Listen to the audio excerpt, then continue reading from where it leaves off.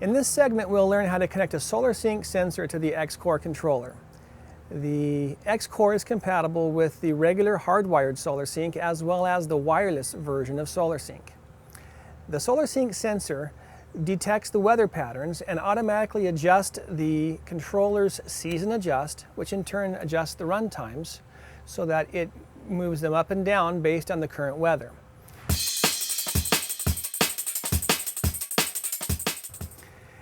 So here we'll be talking about actually hooking up the SolarSync to the X-Core controller. And I want to mention two things up front. Number one is when you turn the dial to SolarSync settings, when there's no sensor hooked up yet, you're going to get a series of dashed lines and possibly an error message. And all that's telling you is the X-Core says, hey listen, I don't have a sensor hooked up to me yet, so I'm not going to give you the programming options that I will once the sensor is hooked up. So don't be afraid if you see some dashed lines there. The second is sensor placement, and this part's really important. You really need to verify that you've got your sensor out in as many hours of sunlight all day long as possible. SolarSync works very heavily off of the solar radiation readings, and if it's cloudy or if it's sunny, and if your house is blocking that sensor for half the day, it's not going to get correct readings. Secondly, the hardwired SolarSync, the wire can be extended up to 200 feet.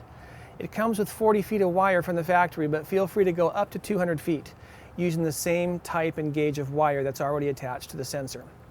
So let's go ahead and start by removing the lower cover of the X-Core. And here to the left, you'll notice that we've got the two sensor terminals.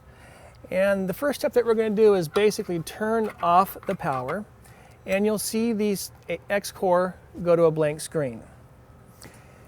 The sensor has a black and green wire, whether it's a wireless receiver or it's the actual sensor hardwired up to the roof. The black and green wires go in the two sensor terminals. It does not matter which is the green or which is the black as to which goes to what sensor terminal.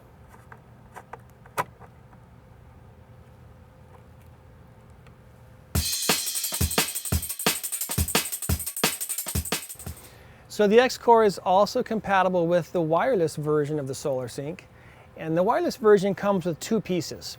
The first is a receiver, and this wires directly to the controller, and the other portion of the unit is the wireless sensor. They come from the factory already on the same frequency and talking, but it's always a good idea to initialize communication once you've installed the two units.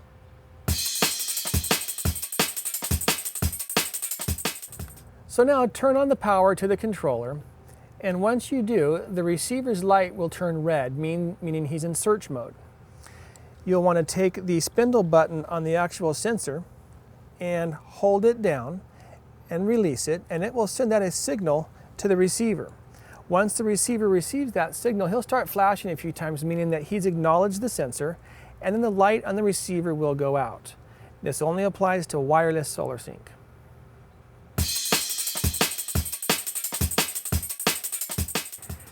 Now that the sensor is hooked up to the X-Core, we can take the dial and turn it to the SolarSync settings position. You'll notice you no longer have dashed lines, but you have two numbers that you can adjust. The first number is the region, and that will show where it is that you live, either coastal, mountain, desert, what your average temperatures are. The second number here is the 1 through 10 water adjustment. 10 meaning more water, 1 meaning less water. It comes preset from the factory at 5, and that's a good starting point for you to be able to move up and down after you've got it installed for adjustments. So as far as determining your region goes, we've included a handy chart in the owner's manual, and the first section of the chart to determine your region is based on your average ET in the hot months. That's really the most effective and correct method with which to choose. But the second method we give you is there's a series of average high temperatures for the hottest months that you can select. And the third method is basically a region description, whether you're coastal, mountain, inland, or desert. So you've got 4 regions to choose from. Regions 1, 2, 3, or 4. 1 is the cooler areas, and 4 is the hottest areas.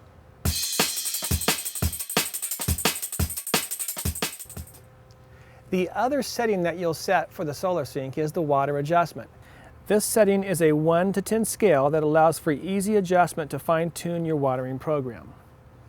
Upon installation of the sensor, it is recommended that this setting stays at the default value of 5, which is right in the middle. Then if you notice down the road that the seasonal adjust value is lower or higher than expected, you can modify the water adjustment to fine-tune it.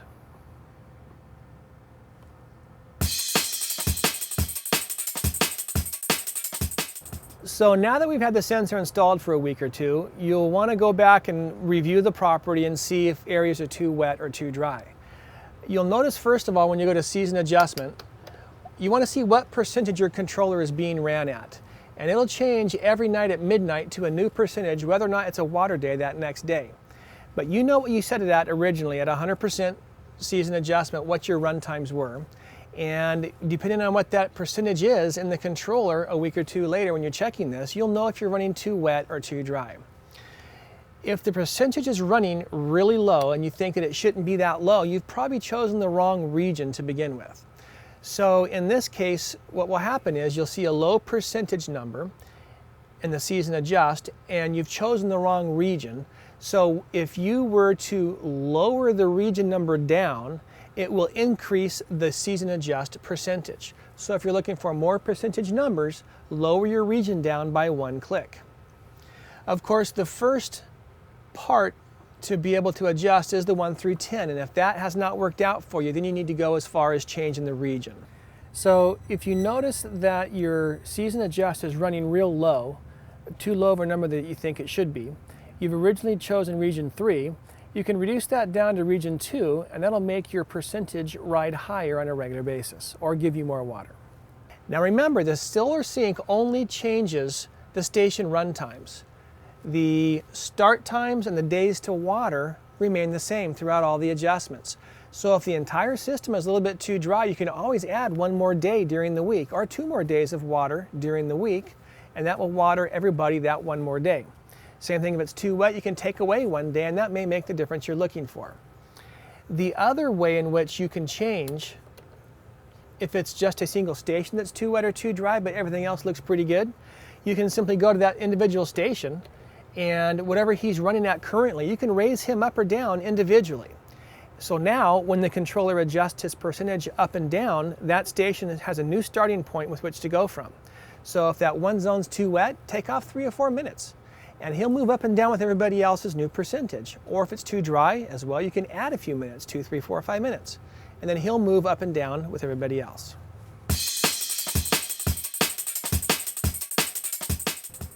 Adjusting a solar sync for weather changes will take some trial and error to fine-tune it. But be patient, and you will be rewarded with a water-efficient system that applies water to the plant material when it needs it and in the correct amount.